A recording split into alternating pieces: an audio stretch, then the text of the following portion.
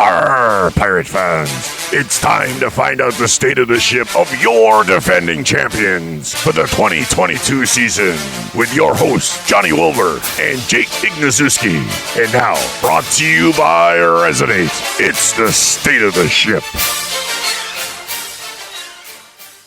Welcome into the State of the Ship, brought to you by Resonate, the state of the Massachusetts pirate ship 2-0 as she floats into week 3. Jake Ignaszewski, Johnny Wilbur. Jake, great game last week. Another victory. A much cleaner win this time, and I thought that we played a much more complete game, and I really was impressed with the kicking of Camacho. The right foot of him was solid all game. He had one block kick and one go off the upright, but he had a lot of opportunities as well, and they really had a lot of strength in that right foot. Couldn't agree more. And you know, we saw both units, not only offense but defense, make some spectacular plays. You know, starting off offensively, you know, Alejandro Bennifield had another great game, 12 for 18, throwing for 146 yards, 2 touchdowns. Also ran in for a touchdown as well. And you know, you were just able to see a perfect example of that automatic connection that him and Thomas Owens have. Well, you know, Jake, and that's what I've thought about all week before we got a chance to sit down here, is that connection between Alejandro and Thomas Owens. And T.O.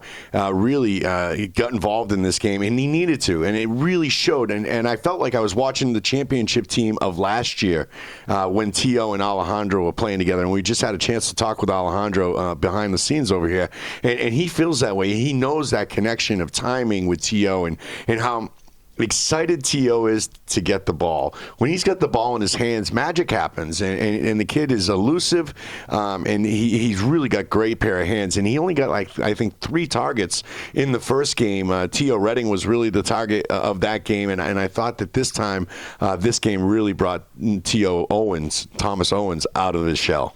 Couldn't agree more. You know, you saw him make some spectacular plays, not only receiving the football, but he also did run in for a rushing touchdown as well. And, you know, talking with Thomas as well as Alejandro Bennifield, they both sort of said the same exact thing of why that connection is so automatic, because they've been teammates since 2019. They've had the opportunity to, you know, figure out where in the best way that Dro's able to get the ball off, and where Thomas wants it and everything like that. And even when Dro was the backup, he mentioned, you know, he had the opportunity to still be able to gain that chemistry with Thomas. And, you know, they're also good friends off the field as well. That's something that is always a good thing when you want a quarterback and a wide receiver to connect.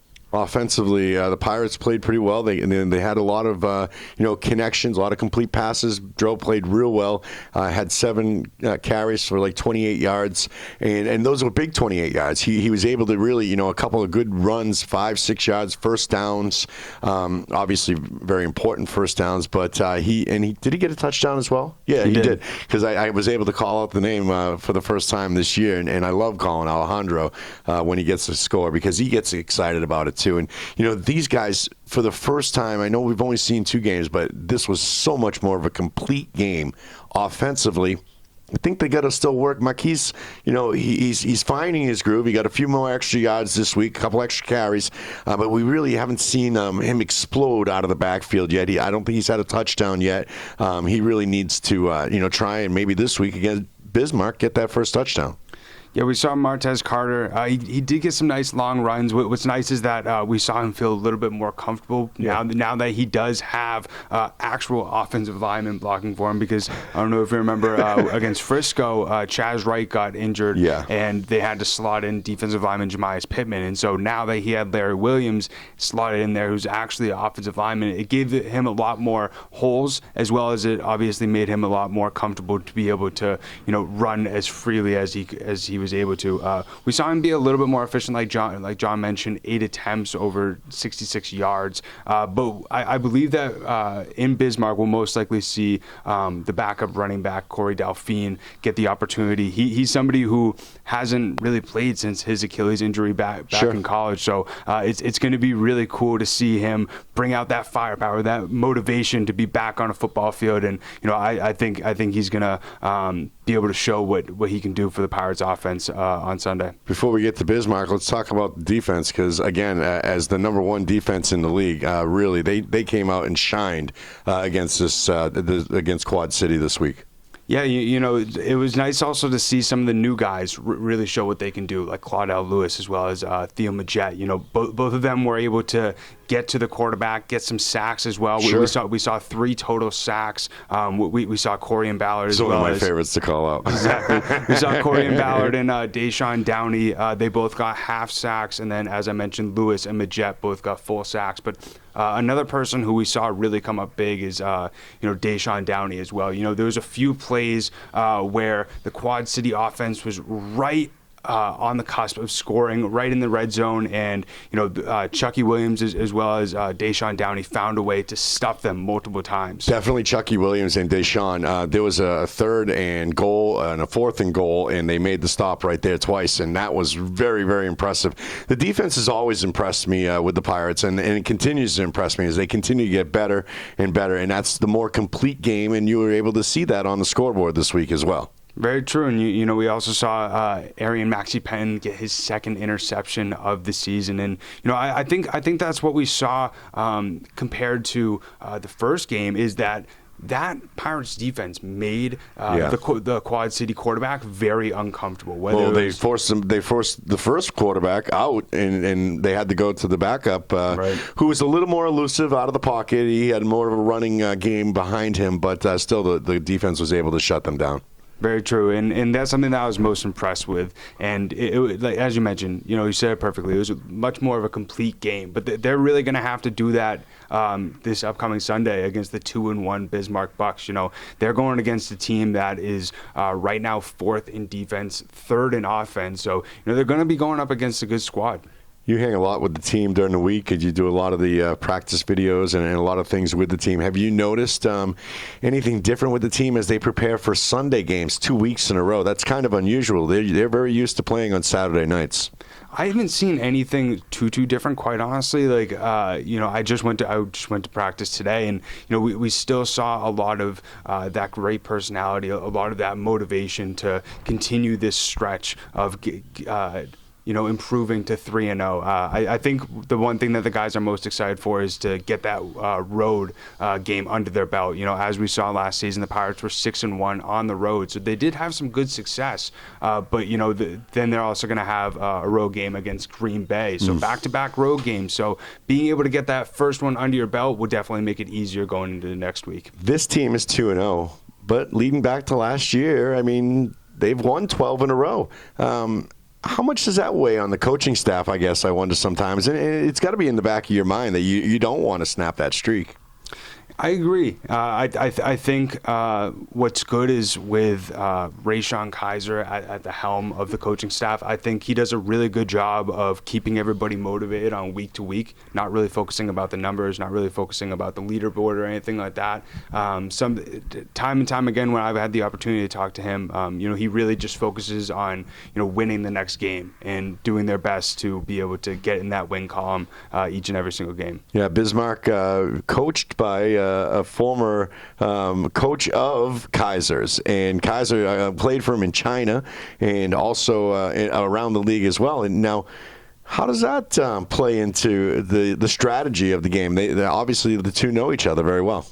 Yeah, I had the opportunity to talk to him a little bit about his relationship with the Bismarck head coach, Rob Miller. And, he mentioned he has utmost respect for Rob. He helped him not only be able to, prepare as a player and molded him into the player that he was, the incredible player that he was in arena football, but also the coach that he is today. He also gave him his first opportunity in coaching in arena football. Back in 2019, he was the defensive coordinator for the Bismarck Bucks. And so I had the opportunity to talk to him today and sort of pick his brain, like, do you know most of the guys who are over there? And Sure. he mentioned that Rob Miller is the only one who's still on the coaching staff that was there when he was back there in 2019. But that's not to say that his past experience with Coach Miller isn't going to give him a little bit of an edge or help him out a little bit on the game planning for Sunday. Without a doubt. And, as a game plan for Sunday, obviously you got to keep T.O. in as a big part of the game. And with Dauphine coming in and getting some snaps at running back, a little bit of a change. But Alejandro, obviously very comfortable, has to have another good, solid game. And again, I think that the kicking of Camacho, other than the kickoffs, he's got to pull a little bit back on the kickoffs, a couple out of the arena this past week, but really made a big difference as special teams was really strong.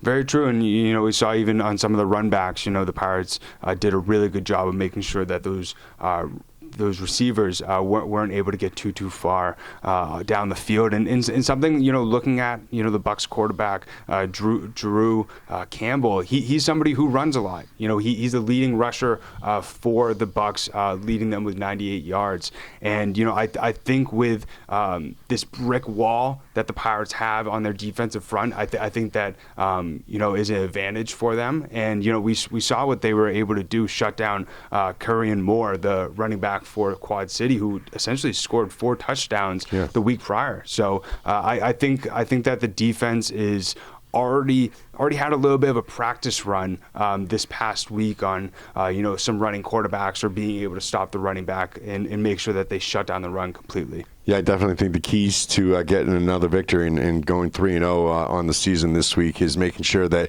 Alejandro and T.O., Thomas Owens, continue to have a good repertoire and continue to be able to work well together, and that the defense is obviously very strong. But they're going to have to really contain Campbell in the backfield and not allow him to get into open space, because obviously when he gets into some open space, he can make some cause some damage. Very true, and he's somebody who also is efficient throwing the ball as well, and so you got to look at both of those things. And I think the one thing I had the opportunity to talk to offensive coordinator for the Pirates, Coach Stout, and ask him a little bit about if looking towards Sunday's game, with the Bucks being ranked so highly in terms of the defensive rankings, they're fourth, as I mentioned, does that really change your game plan a little bit? And he said, we're looking at some of the defensive players that have made some big plays for them, and keeping that in the back of our mind in terms of the game planning, but it doesn't really change it too much. He was very satisfied with how the Pirates played this past week in terms of offense, but he sort of mentioned sort of a generic answer, but I understand it. They're just doing their best to make sure that they're as efficient every single drive, and if they can score every single drive, that's obviously the goal. Looking at this as the first road trip for the Pirates, has that weighed at all? I mean, you're going on the road trip. What's the feeling? I mean, we haven't lost on the road. We were 6-1. This is our first trip. We're going to North Dakota. I mean, nobody can be excited about that. I mean, I think that they're just excited to have the third game under their belt. I think that's the most exciting thing. I think when I've heard guys talking really about the road trip, they're just excited to get the first one under their belt. It's not really specifically the team that they're playing or which state that they're going to. I feel like with the coaching staff, with how they've really molded this team, and with sort of the mindset that they've given them, just focus on winning. And don't really focus on that this road trip, that we're going on vacation or anything like that. That's something that has been given to the players as a mindset. And so I think quick business trip to North Dakota and back. Now, Jake, before we wrap up, we finally got our first email question sent in, and of course they wanted to know something about you. So Peter from Auburn has sent in the question, and he says, Jake, what have you been most impressed with so far, this being your first season with the Pirates? Something that I've been so impressed with is sort of how all the new guys have really, come together within the squad, as well as, learn the indoor game. Obviously they've played football all throughout their lives, but, as we've talked about with some of the guys coming into this season, it's a little bit of a transition with those walls, with some of those rule changes. And, it's been really cool to see a lot of the, past Pirates players or veterans really taking them under their under their wing and helping them, get along a lot easier. And it's also been really cool to see the personalities all mold together and to see guys joking around. And this is honestly my first time being around a whole football team, so it's been really cool to see the team all come together. Do you feel little? A little bit. Something. I just stood next to. It wasn't Chucky Williams. Le'Veon Williams. Larry Williams. Larry Williams, and I felt like a midget. I felt very small, I should say. That's funny, but yeah, I mean, it's been a lot of fun, and I'm excited to see how the chemistry continues to mold because we as we've talked about throughout leading up to the season, that's the number one thing that is going to help this team succeed is that chemistry, is that motivation to win, and I'm really excited to see what they can do in Bismarck, their first road game, and I can't wait to see them improve to 3-0. Thank you for your question. If you want to send him a question, send it to Jake because Jake has got the Pirates' email. And give me your email address, Jake. I'll put it down in the description for you. Perfect. It'll be right down there. You can send it in and ask anything you want. And we'll try and answer it for you if we can. If it's to one of the players, Jake's around them all the time, and we'll try and get back to you with an answer from one of them. Jake, I look forward to watching the game on YouTube television this week. You can go over to the IFL channel. That's where you're going to be able to find it. That's the perfect place to find all IFL games. We're really looking forward to see what the Pirates can do during their first road game against the Bismarck Bucks.